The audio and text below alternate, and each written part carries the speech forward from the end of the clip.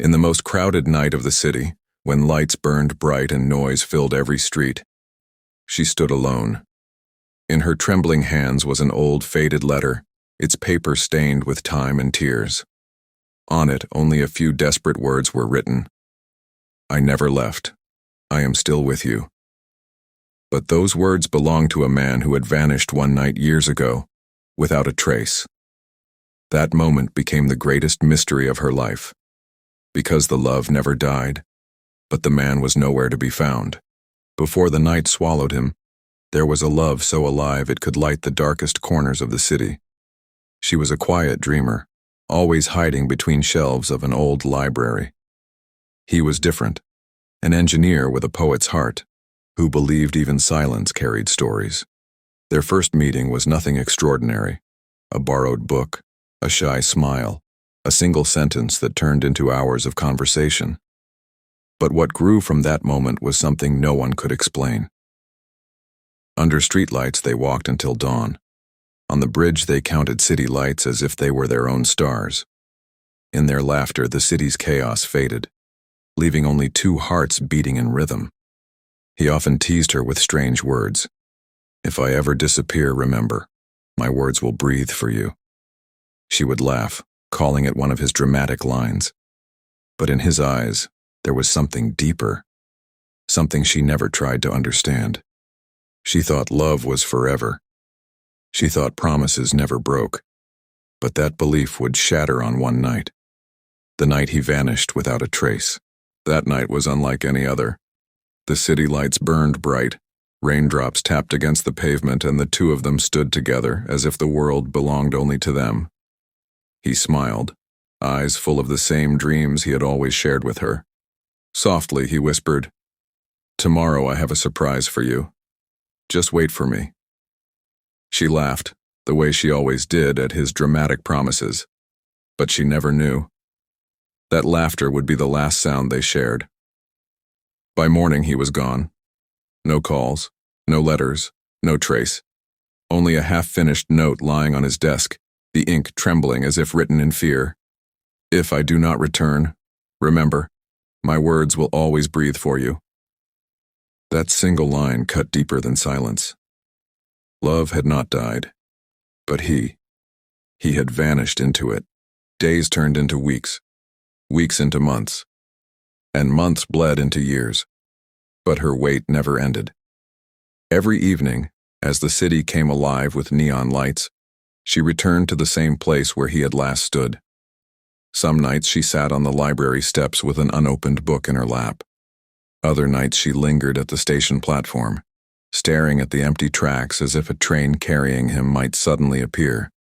The world moved on. Friends told her to forget. Strangers whispered she had lost her mind, but she refused to listen. Rain soaked her hair, winter froze her hands, yet her eyes never stopped searching. For her, every shadow was his silhouette. Every echo of footsteps was a chance it might be him. People wondered why she kept coming back. But only she knew the truth.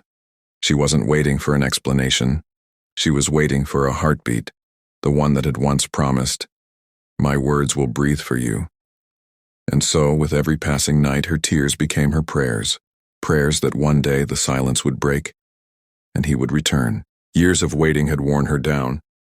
Every night she stood at the same place, but nothing ever changed. It felt as if time itself was mocking her. And then, one stormy night, as thunder shook the skyline and rain soaked the streets, something happened. A piece of paper, old and torn, drifted in the wind and landed right at her feet. Her heartbeat froze.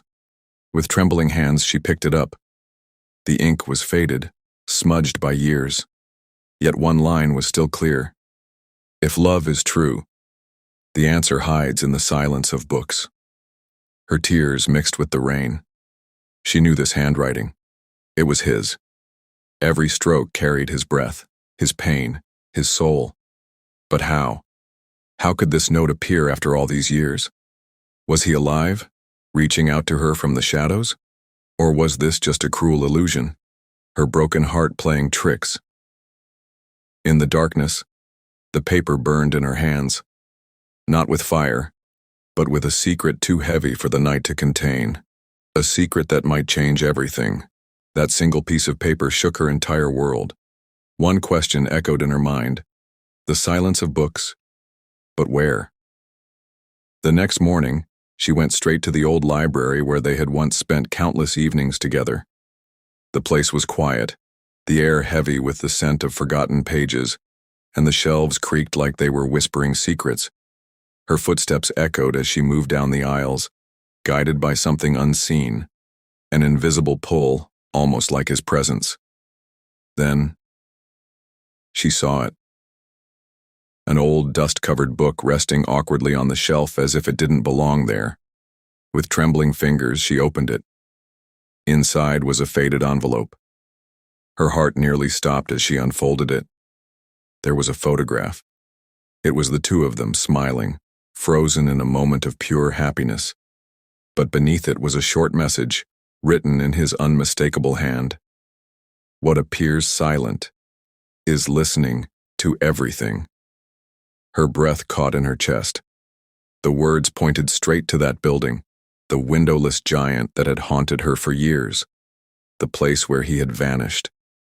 But the question burned deeper than ever. Was he truly alive inside those walls? Or had he become nothing more than a ghost, trapped in the machinery of secrets? The library's clue left her no choice.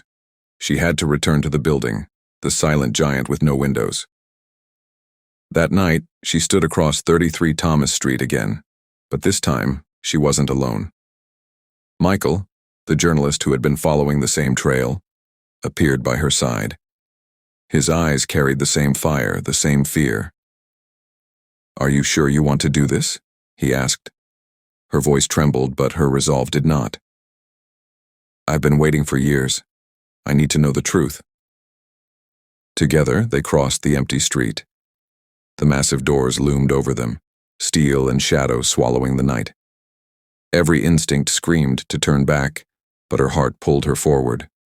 Inside, the silence was suffocating. Cold concrete walls stretched into endless darkness. The hum of hidden machines echoed faintly, like whispers buried beneath the floor. Michael raised his flashlight, and then they saw it. Rows of servers, wires crawling across the ceiling like veins of a sleeping beast. But deeper inside, something caught her eye, a locked chamber, sealed with heavy bolts. Her pulse quickened. On the metal door was a name, faint but clear. Adam Carter. Her breath shattered. Michael's face turned pale. This wasn't just a workplace, this was a prison. And somewhere beyond that door was either the truth she had been chasing for years, or a darkness she wasn't ready to face. Her trembling fingers brushed against the cold steel of the chamber door. The name Adam Carter burned into her soul like fire. Michael tried to pull her back. "If we open this, there's no going back." But she had waited too long to stop now. With shaking hands, she forced the lock.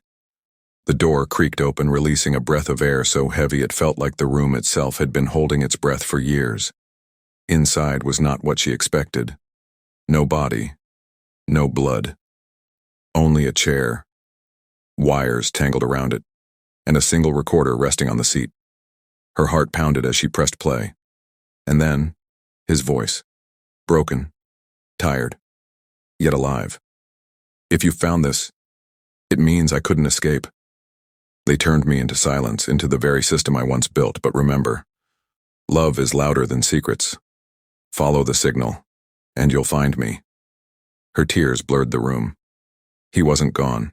He was somewhere. Still alive. Still reaching out. Michael's voice cracked in the shadows. "This isn't the end. It's only the beginning." She clutched the recorder to her chest, her tears falling onto the cold floor. The building loomed around them, vast and merciless. But for the first time, her hope burned brighter than her fear. Because now, she had a direction, a new trail, and the promise that his love, his truth, was still out there. The city roared outside. The tower stood silent. But in her heart, a new journey had already begun.